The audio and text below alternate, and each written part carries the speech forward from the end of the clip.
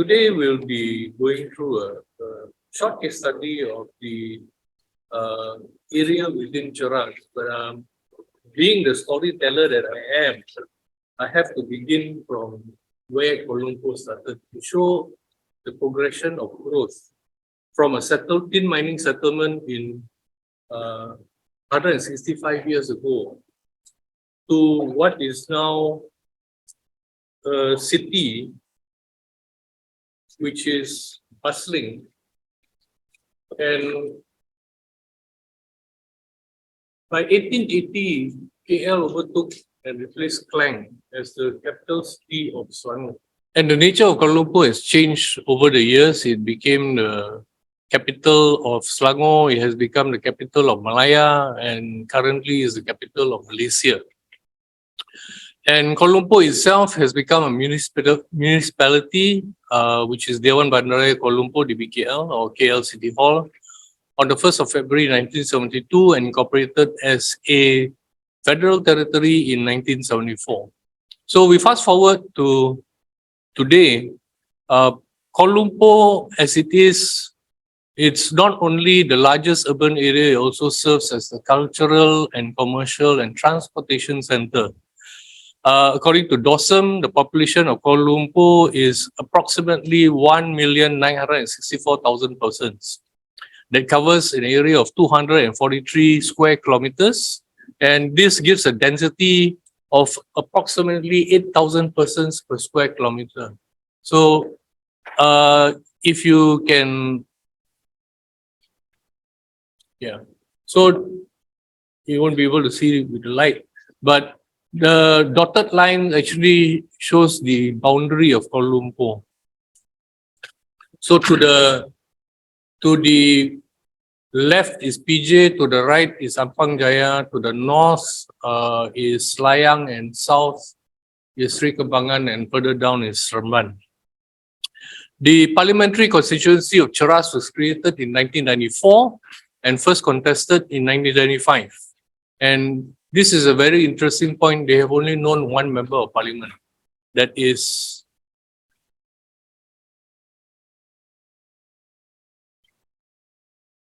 YB Tangkau Y.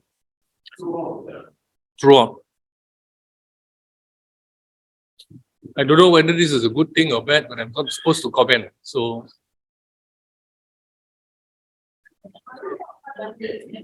can you reverse?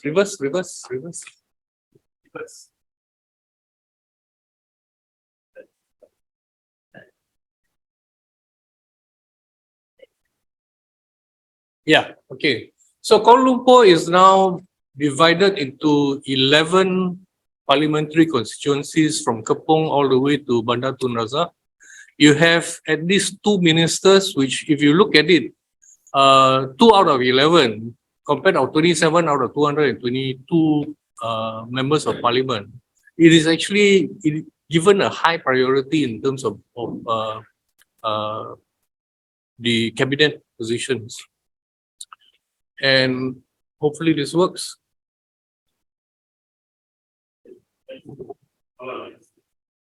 Or can you lend me the mouse?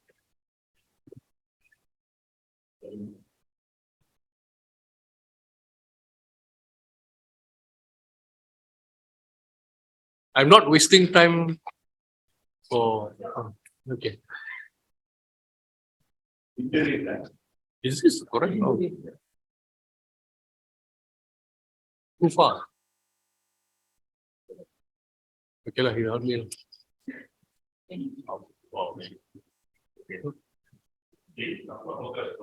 Yeah. In conclusion, yeah, everyone can go for lunch. Yeah. Oh, okay. Okay. So if you look, Cheras, and I mentioned this, if you look at the way the boundaries are actually drawn, Cheras looks very weird because you have a certain portion of Bandar Tun Razak that cuts across. Okay. So there was a situation where someone was saying, you start the road in Cheras, when you turn right, suddenly you're in Bandar Tun Razak. So So,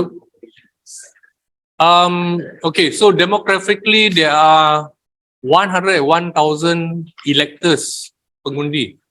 77% Chinese, 14.8% are Malay, Indian 7.6%, and other ethnicities 0.6%. Now, the interesting thing here is, I was saying that 8,000, the density for Kuala Lumpur on average is 8,000.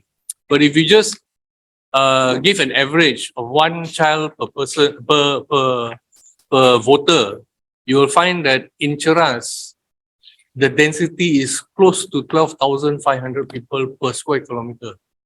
It's much higher than the average. Okay. Next.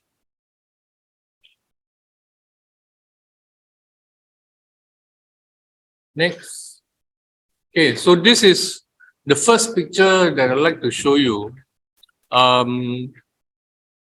If you notice the buildings at the top versus the groundwork, they are actually blasting the area below to make way for area to build, because that is hard rock. The top are already existing houses. So would you want to live in the houses that are at the top there? Okay. Research was conducted in 2022 by APPGM SDG researchers. So it was a 2 full day visit with focus group discussions and interviews with various stakeholders, including the Member of Parliament, Residents Association representatives, youth, elderly, disabled. And all this was to have a better understanding of the people of Cheras. But just to give you a better context of what's happening next, please, we will focus only in this area.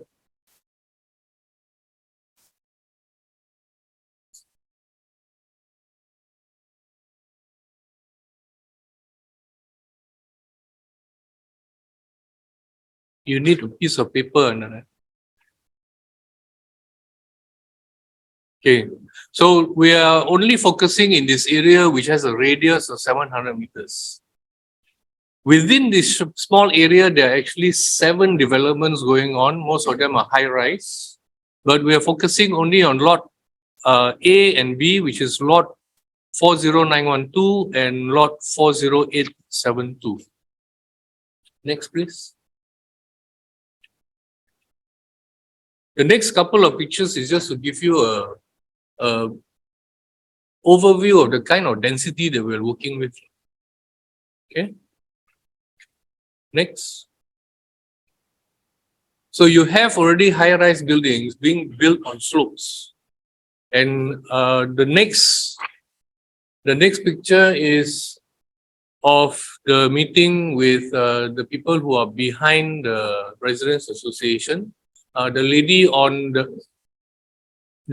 on the extreme right is Madam Tan, who is the mover and shaker of the area. The 2 other gentlemen are her assistants. And for those of you who can remember, that is iron, which is why we don't call city iron.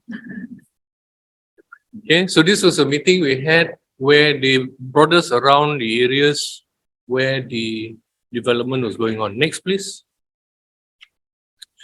So the main area of contention is the 2 lots 40912 and 40872.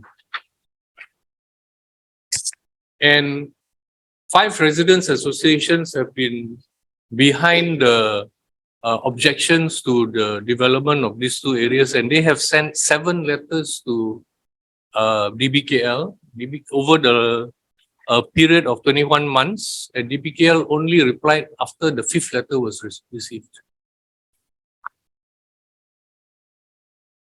So just to go into a bit of details, lot 40912 is on a steep hill and covers an area of 18.477 acres. The development request was approved by DBKL on 23rd February 2021, and they're putting up an 18-story apartment building with 352 units and 17 units of villas. The 17 villas are 4 stories each. 1 story basement and 3 stories above ground. Lot 40872 lies at the bottom of the same hill and is 1.98 acres. The development will see the construction of a 19-story apartment building with 40 units comprising 4 floors parking from ground to 3rd floor, a floor allocated for facilities on the 4th floor, and 14 floors of apartments from the 5th to the 18th floor. Can you go to the next picture, please? Yeah, so this is a picture from the road leading up to the development area. And you wouldn't want to be actually jogging in the area because if you fall, you will fall and hit smack into the retaining wall. And if you're lucky, you jump, you can fall into somebody's swimming pool. Next, please. So that was the top of the construction proposal. This is at the bottom of the construction proposal. You notice the gentleman pointing at the concrete structure. That is a retaining wall for the slope that has already collapsed twice, at least. Next picture, the picture on your right is another part of the same retaining wall. And the picture bottom right is what is next to the development proposal. 3-story houses, 2-story houses, and on this side is double-story shop lots. And one of the things they need to do is to blast the ground so that they can remove the boulders from at the bottom and build a 18-story. So it doesn't need an engineer to know that if you want to build up, you have to pile down, right? So at least minimum you pile the same distance down so you can go up. So imagine houses already existing. So what have the Residents Association done after the research visit? They have had a meeting with 19 residents associations to build a coalition. They have had education session on legal matters related to development, education session on city planning, traffic impact assessment, roundtable with MPs entitled Towards Sustainable and Livable City in Kuala Lumpur, and meeting with residents associations from throughout Kuala Lumpur and members of parliaments. Next, please.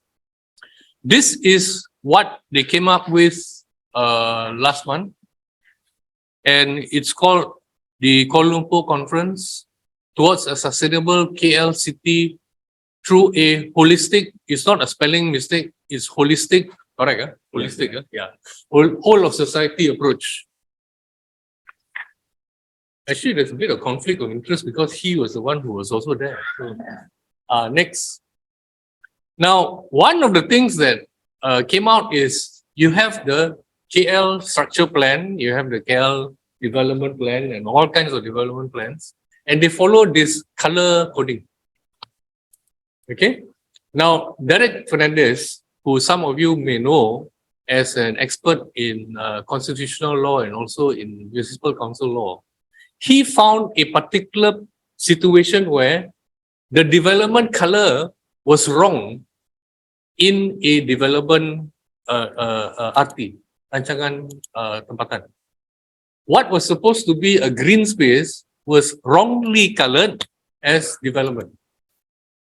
They had to bring it to court, and finally the local government agreed that somebody wrongly colored the area.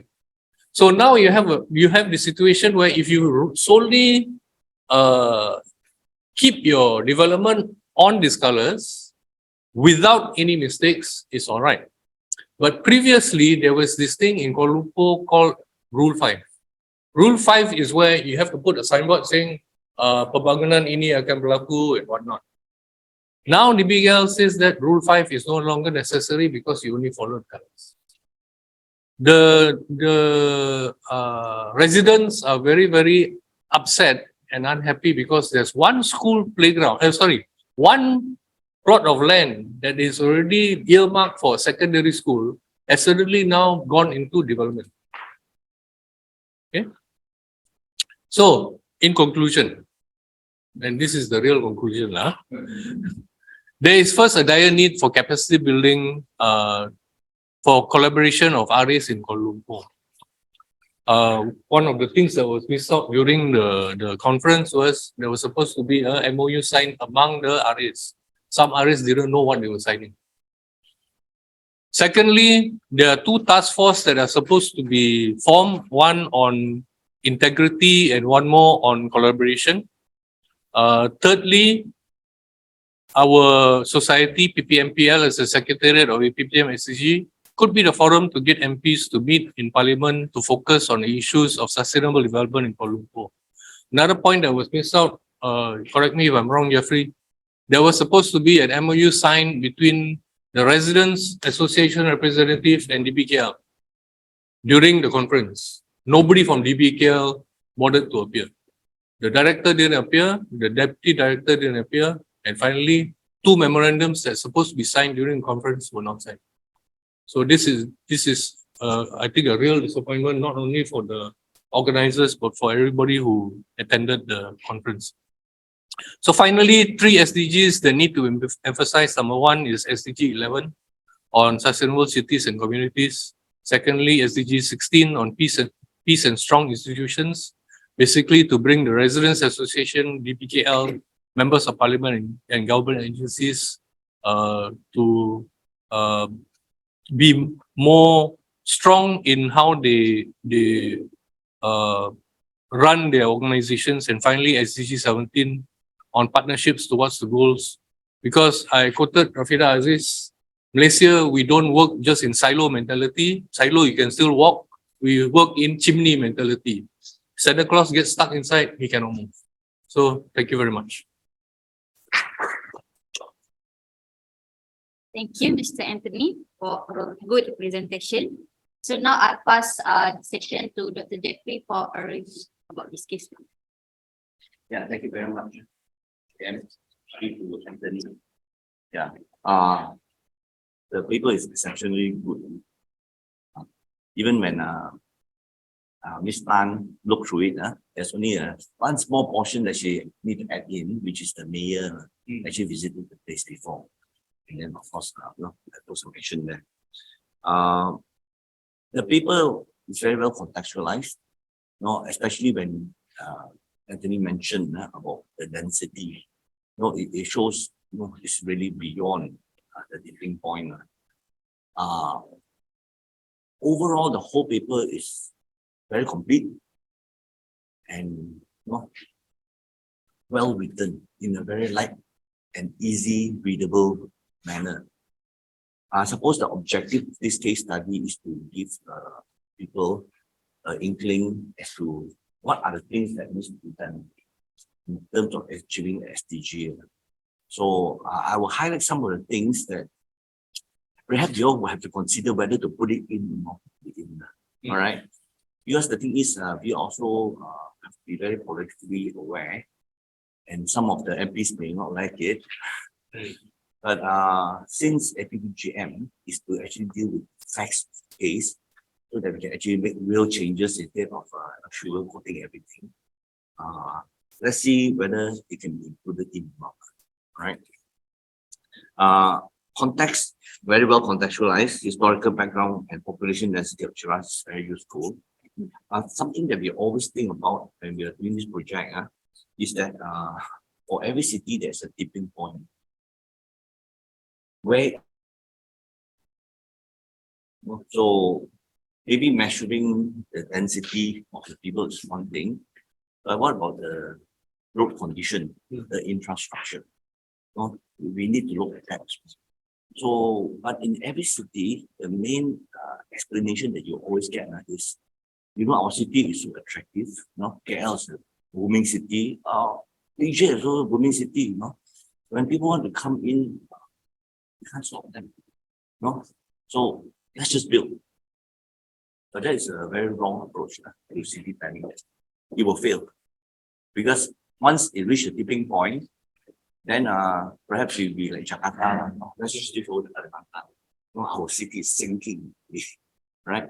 So this tipping point perhaps is one of the major areas that we've got to let city planners know,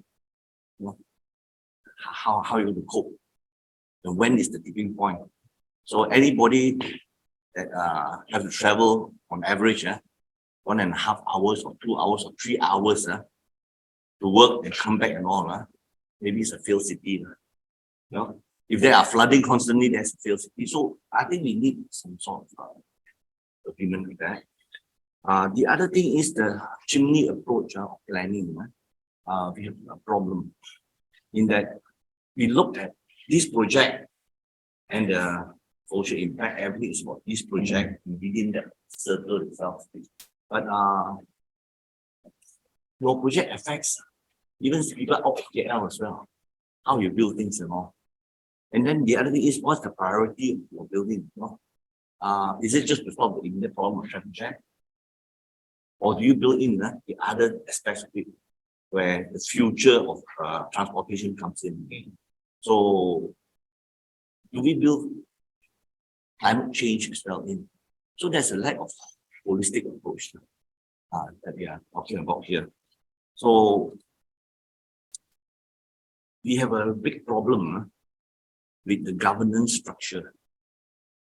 Right now, nobody can say anything about what the BKL do or don't do.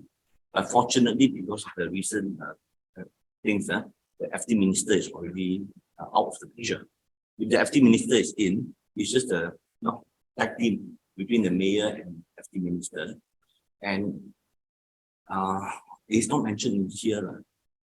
Why are the MPs worse than a councillor in the state? They have got no powers at all. And of course, being an MP, they have got a little bit more of influence. But it's at the grace and the pleasure of the mayor to give or not to give. So if they say there is Official Secret Act, then no. So some of the very obvious things that can be shown, it's not shown. So this information is not given. So the implication of the issues at the local, district, state, and national levels is quite important, because that is important. A holistic approach in town planning need to be in there. We need to have proper public participation, but you cannot have public participation if you don't know what's happening. And this case study only shows you that although I write 5 letters, only with a bit of pressure, they will reply. So it is very common in all local authorities that if you get to be too troublesome, I'll put a wall, full stop, finish. And it's all about, let's see how persistent you are.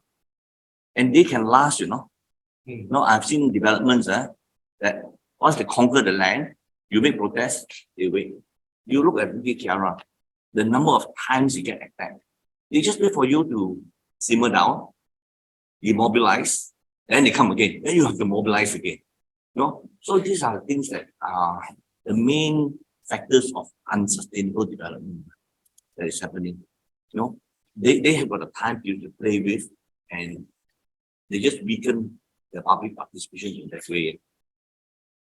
So the lack of governance structure with the absence of admin and councillors is a real problem. And you won't get sustainable development without a change of the organization structure. So that is why we are demanding that DBKL and Wilayah revert back to the Local Government Act of 1976, so that you bring back all this governance structure. And of course, local council election would be the ultimate institutionalization of public participation. But this is a sensitive topic. So even the MOU that we drafted out, we've got to take it out.